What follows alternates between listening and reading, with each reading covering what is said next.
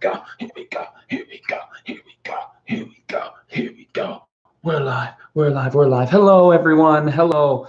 Good day to you all. I'm going to take a moment here and I am going to tweet out this link so people know that we are live. But if you are already here, please say hello in the chat. Let me know that you're here. Would love to hear from you.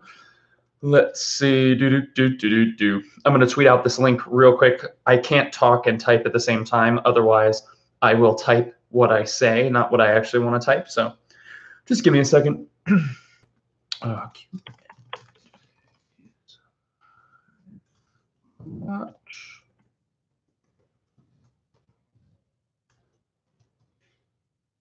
Hopefully that works. Let's test it and see if it did.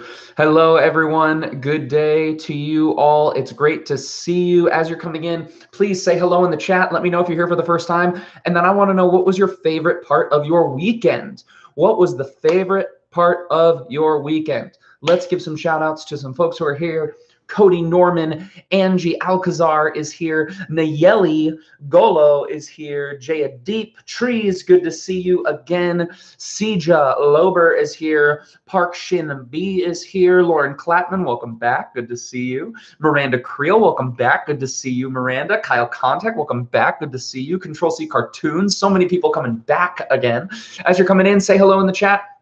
Let me know if you're here for the first time, and then what was your favorite part of your weekend, y'all? Let me know. I want to hear. Lauren says spending time with my kids. That's pretty awesome. Jaya Deep is here for the first time. Shouts to you. Thanks so much for being here. That's awesome. Michaela Hall got a new phone. Youth group is back in session. Your life's perfect. That's amazing. Johnny Friesen, we do have the same name. That's pretty fun. Cool Breaker says going to practice. Cody Norman says going to the beach with my fam. I am jealous. It is cold and there's like 15 inches of snow on the ground outside, y'all. It is so cold. To this week here in Chicago on Wednesday, the high, I'm going to show you the high right now. The projected high is -13, -12. -12 is the high. Hold on, can you see it? Do you see that right there? That says -12. As the high, it's going to be cold. It's going to be very, very cold. Pray for us.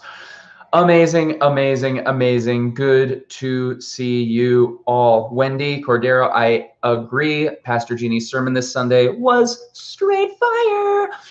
For those of you who don't know, I'm talking about my church, Soul City Church. This past weekend, one of our pastors, Pastor Jeannie, gave a fantastic sermon. I highly recommend you go and check it out. You can subscribe to Soul City Church's YouTube channel or subscribe to their podcast.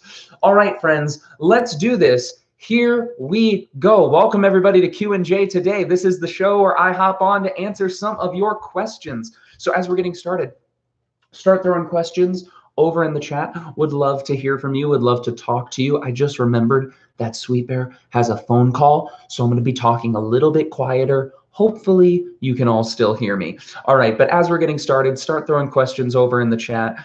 Questions about anything. These can be very serious questions, or these just can be fun, would you rather questions, whatever you want to do. I do not promise to have all the answers to your questions, but as always, I do promise to be as honest as I possibly can.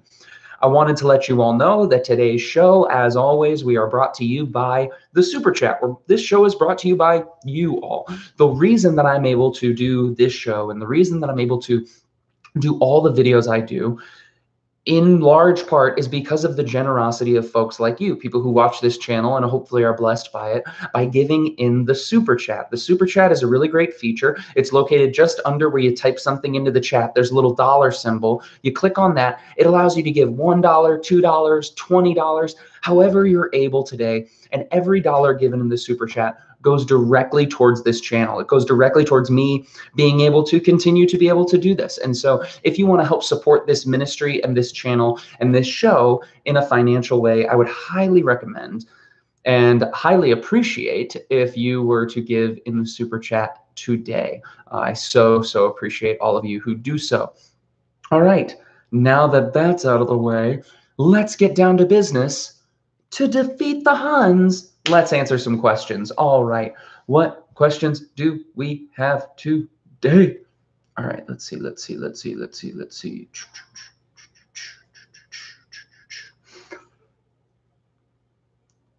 Alrighty. Oh, we have our first super chat coming in from Miranda. $5 in the super chat. Miranda, don't ever say sorry. Don't ever say sorry. That's not much. That is so much. That goes such a long way. To give you guys an idea, when I put out a video, let's say that video gets 1,000 views, I get paid anywhere between $2 and $4 from YouTube for making that video because of ads and things like that.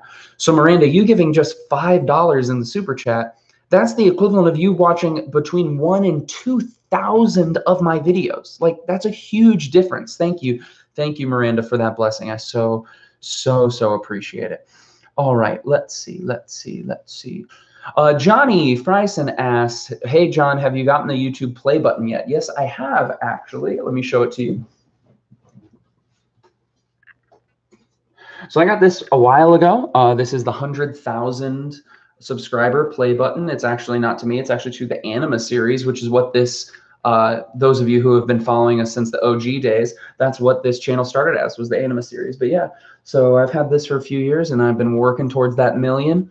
We're not even halfway there yet, but I believe. Tell your friends about the channel. If you haven't subscribed, please do. But yeah, so I have this, which is, it's just kind of a cool thing, you know? It's kind of a cool thing. All right, let's see. I agree, Johnny. She is pretty. All right.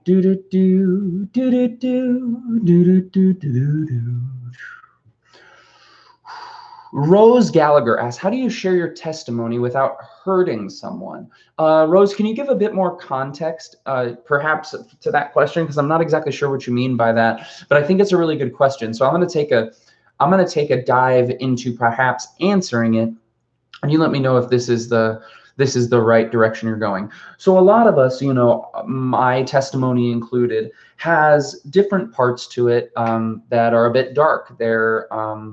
I wasn't always, you know, a good person at all. And I wasn't always a Christian. And sometimes even when I was a Christian, I didn't always make great decisions.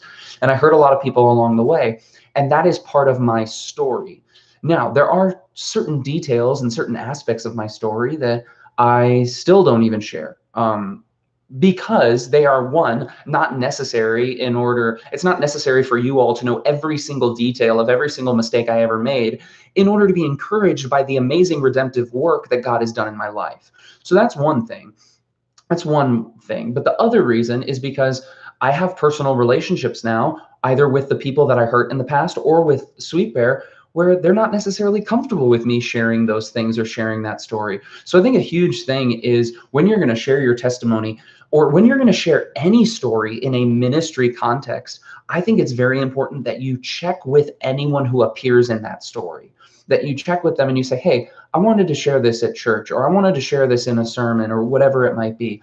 I'm hoping you're okay with that. Are you okay if I share that story? Are you okay if I use your name? Are you not okay if I use your name? I think we need to get permission from those people. Just because it's our story doesn't mean they don't appear in it. And not everyone is going to be okay with you telling every single detail of the story. And I think the right thing to do, even though we can say, I'm doing it for God's glory, so I'm going to do whatever I want. No, that's actually selfish. I think we should ask permission from those people. We got a few more super chats, one coming in from Seth, the other from Lauren. Thank you both so much. Another one from Lauren. Thank you so much. I so appreciate it. Let's dive into some of these questions. Seth says, I'm back. How do you know what your calling is? So this is a question I get a lot. This is a question I actually have a video on. If you search like how to know your calling, John Jorgensen, I give sort of a recipe for it. Highly recommend that you go and check it out. The quick recipe for it really is you figure out, what am I good at? How has God uniquely gifted me? And then the other side of it is, what makes me angry? What wrong in the world do I look at it and say, someone has to do something about that? There's an injustice that justice needs to be brought to it. And then, so how do you use what you're good at in order to make a difference in the thing that makes you angry? I think that's often how God calls us. He calls us out of our own discomfort, out of our own anger, out of our own frustration with something we see in the world. When that thing weighs heavily on our heart, that might be That might be God calling you to do something. All right. Lauren says, I'm dealing with someone with addiction. Help, please. God bless you, John and Sweet Bear. Thank you, Lauren. Thank you, thank you, thank you. So I think so I'll say two things on this.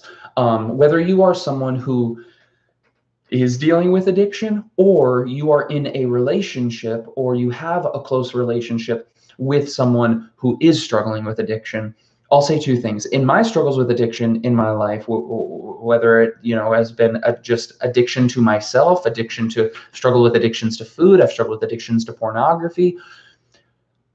Two things have really helped me.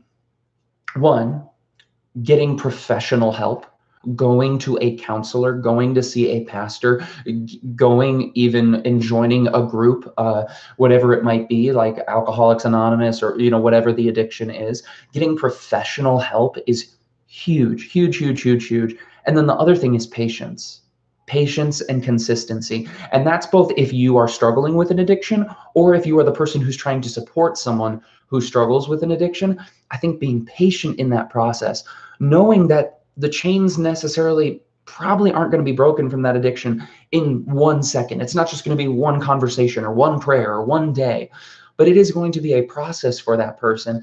And for myself, as I have walked the path towards healing and freedom out of addiction, I am so grateful for the people who were patient with me in that process, who stood with me, who walked with me, who helped guide me through that. So I think being patient is huge, and also seeking professional help.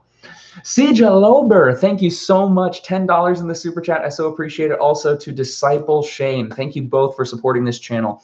Sija says, your videos are life-changing. A godless generation and unqualified are game changers. Thank you very much. I so appreciate that. I so appreciate that. Let's see. Tanya asks, besides worship music, what is your favorite genre of music and artists/bands? Also, I'm performing in a play tomorrow, last minute in a competition. Please pray for me. Absolutely, Tanya. We are all going to pray for you. Let's all throw some encouragement to Tanya in the chat right now. Tanya's going to be performing tomorrow, kind of last minute, which can be very scary, very nerve-wracking. So let's throw some prayers in there. So to answer your question, Tanya, so my favorite genre of music outside of worship music is really anything I can dance to, anything that gets me pumped up. Like I love Bruno Mars. I actually really love like early 2000s alternative rock. Like when I was in middle school, I'm talking like Good Charlotte, Simple Plan, Blink-182, Sum 41, like Bowling for Soup, one of my all-time favorites. Like, I don't know why. I just think that type of music hit me at a very influential time in my life, and it's very nostalgic for me now to listen to it. So I really like that stuff. Let's see.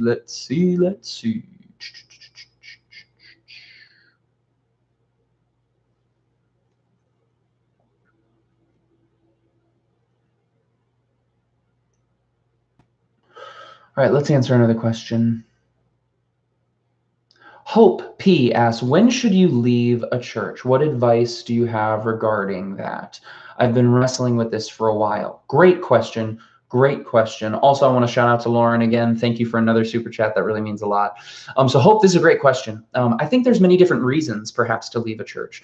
I think there's the more negative side of things when you have perhaps been hurt by church leadership, or there's something that's being taught from the stage, or there's something that the church believes that you don't really align with. I think that's a decision that should not be made hastily. I think if you have a problem with something that's being taught, or if you have a problem with the way that your church is being run, I think it's very important that you talk to church leadership and engage with them and see if you can understand the heart behind what they're doing, rather than just making a quick judgment and leaving. I think, but that is one of the reasons why someone might leave a church. Not every church is for everyone, and that is okay. Another reason why you might leave a church is perhaps because you are being led into a new season of life. God is calling you into something different. There's a lot of people who leave our church because they feel as though God is calling them into a new church, or a church that is being planted. Right now, Soul City, our church, is working on launching their first multi-site campus. And so a lot of people are praying right now, like, is God calling me to leave this building, this place, where I'm so comfortable, where I love these people? Is God actually calling me to take a leap and to be used in building a brand new church? And so I don't. Francis Chan talks a lot about this in his book, his new book, Letters to the Church, and he talks about how he doesn't really see a whole lot of biblical evidence for the idea that we as Christians are supposed to find a church and stay there for 50 years or stay there for 20 years. But the purpose of the early church was people would join the church, they would be trained up, and then they would go out and they would start their own church, or they would start their own community. And I think that's pretty cool. So yeah, I mean, that's something we could talk about all day, which is pretty awesome. Man, you guys, I don't know why I've been like burping up a storm today. What is wrong with me? Let's see, what else do we got?